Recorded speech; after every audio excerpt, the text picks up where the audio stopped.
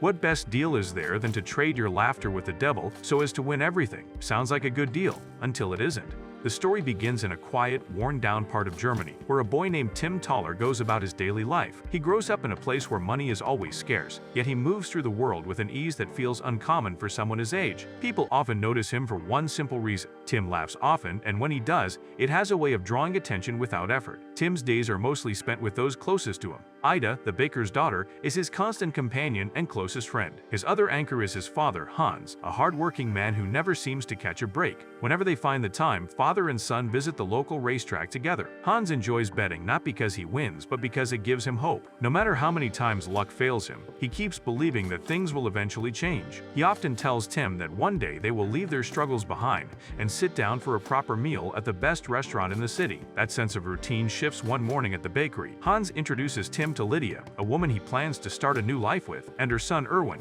From the moment they meet, Tim feels uneasy. His discomfort grows once Lydia and Erwin move into their small home. Erwin quickly begins to act as though everything belongs to him, including the shared bedroom. Erwin demands the top shelf, a space Tim has always used. On it sits a fragile cardboard castle, a personal keepsake made by Tim's mother before she passed away. Tim tries to explain its importance, but Erwin refuses to listen. Without hesitation, he crushes the castle under his foot. Overcome with anger, Tim attacks him. Erwin retaliates, striking back before running to Lydia and pretending he was the one hurt. Lydia sides with her son without question. Tim is forced to apologize, even though the truth is ignored. The situation is later brought to Hans, leaving Tim feeling blamed and isolated in his own home. Looking for a way out, Tim meets Ida and takes her to the local cinema. As a comedy plays on the screen, Tim's laughter echoes through the room. It spreads quickly, pulling the rest of the audience into the moment. Unnoticed by Tim, a sharply dressed man wearing dark sunglasses watches him closely from a distance. Days later, Tim returns to the racetrack with his father. This time, Hans places his bet on a horse named Sherlock Holmes. Against expectation, the horse wins. For a brief moment, hope returns. That feeling fades once the winnings are used to settle old debts, leaving Hans with nothing more than a single coin. Still wanting to keep his promise, Hans takes Tim to a high-end hotel for a meal.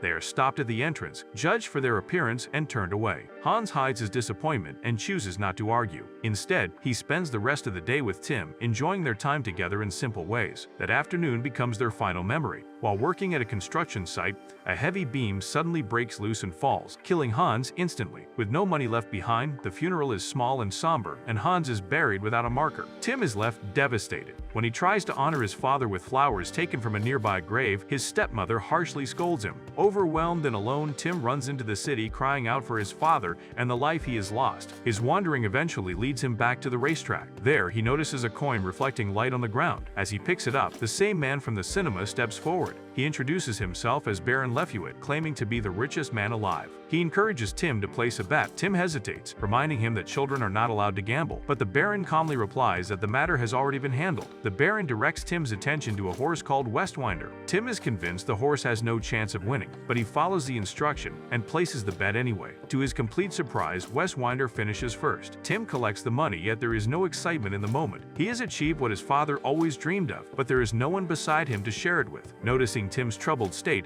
a strange couple named Behemoth and Beale approach him. They pretend to be concerned for his safety and warn him that someone might steal his winnings. Behemoth kindly shows Tim how to wrap the money inside a handkerchief to keep it secure. Tim thanks them and heads back toward the Baron. When he checks the handkerchief, he realizes the money is gone. Inside are only scraps of newspaper. He's been tricked. Seeing what happened, the Baron gives Tim another coin and encourages him to try once more. The next morning, Tim arrives at the racetrack very early. While waiting for the gates to open, exhaustion overtakes him, and he falls asleep. During that time, Behemoth and Beale strike again, taking the last coin he has. When the Baron wakes him, the races are about to begin, but Tim now has nothing left to wager. That is when Lefewit finally reveals his true purpose. He offers Tim a deal that goes beyond normal rules. Tim will win every bet he ever places for the rest of his life. In return, he must give up his laughter. Tim assumes it is some kind of joke or trick and agrees without fully believing it. He signs the contract. The change is immediate. The brightness disappears from his face, and his expression becomes empty and still. Tim places another bet and wins instantly, just as promised. This time, he feels nothing at all. Wanting to see if anything else has changed, he takes Ida to the cinema again. While she and everyone else laugh freely at the comedy, Tim remains silent and unmoved, sitting through the film without any reaction. Elsewhere,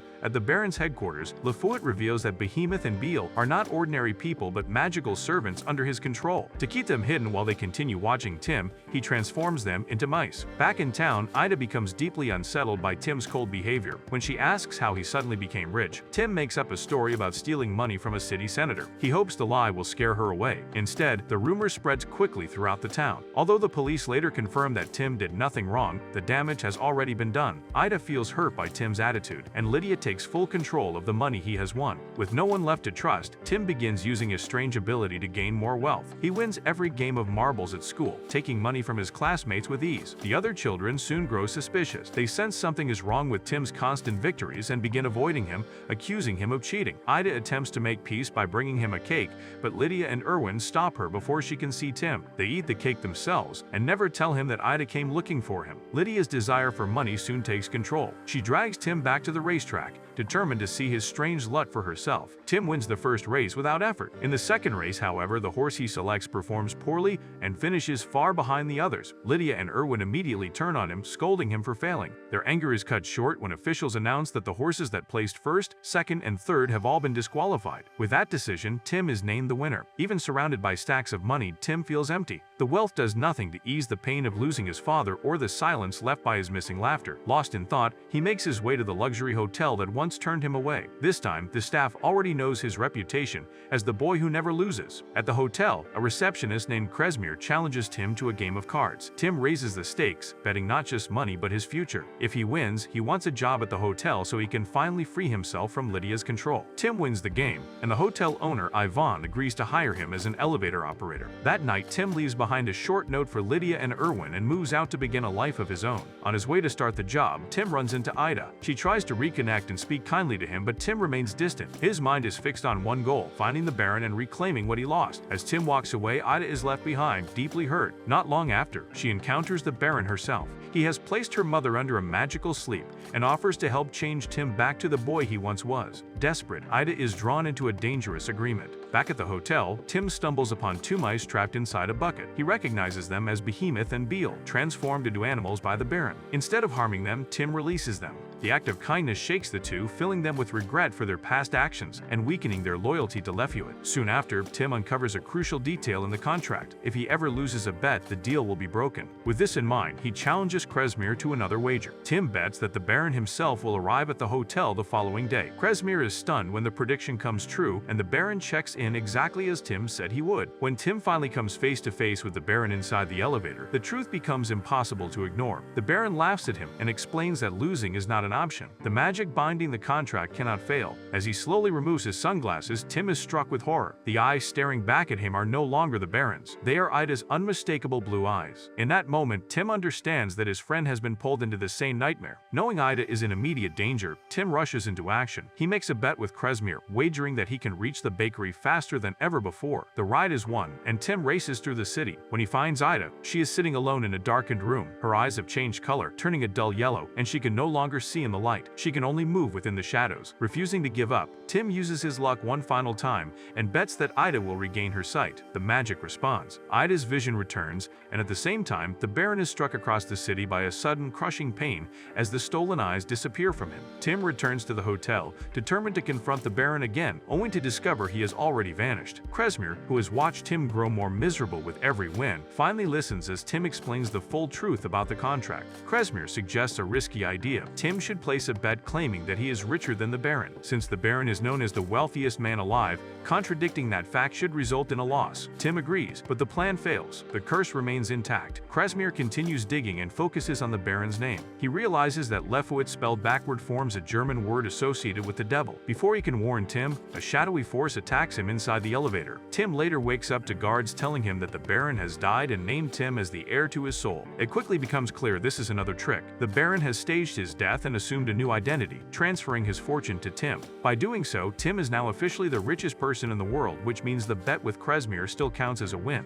The Baron then reveals his true nature. He is an ancient trader of souls, feeding on human weakness. He explains that every time Tim wins a bet, he loses a part of what makes him human. To deepen his control, the Baron brings Lydia and Erwin to the mansion, hoping to push Tim further toward corruption. Under this influence, Tim briefly gives in to anger. He bets that his stepfamily will be attacked by a swarm of bees. The moment the chaos begins, Tim stops stops himself before real harm is done. This restraint proves that his conscience has not fully disappeared. The Baron warns Tim that if he wants to keep his friends safe, he must live completely alone. When news spreads about Tim's immense wealth, Ida rushes to the mansion. Tim cruelly tells her to leave, claiming that he prefers his fortune and his home over her friendship. It is a deliberate lie meant to protect her, but it breaks her heart all the same. The Baron then announces a massive betting tournament held in Tim's name. He fills the event with orphans, using their presence to weaken Tim's resolve. He points out one particular boy with a bright smile and tells Tim that he can pass his curse onto the child and reclaim his laughter. Tim nearly gives in. At the last moment, Ida and Krezmir arrive, helped by Behemoth and Beale, who are now loyal to Tim and guide them inside. Ida confronts Tim and offers one final bet. She claims that Tim will never be able to smile again. Under normal circumstances, his luck would ensure he wins, trapping him in joyless certainty.